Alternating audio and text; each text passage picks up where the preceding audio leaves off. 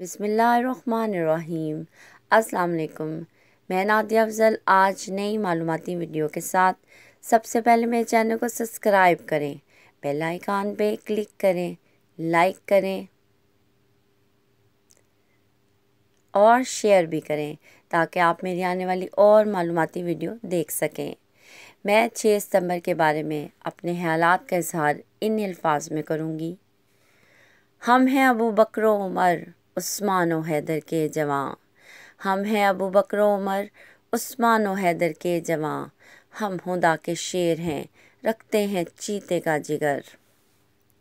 इसके साथ साथ मैं ये कहूँगी, हाथ में कलम और आँखों में ख्वाब रखते हैं, हम समंदरों के राही न जाने कितने हौसले संभाल रखते हैं। नारे तकबीर से गूंजती है वतन की फ़िज़ा, हम ज़मीन पर यूं संभाल रखते हैं।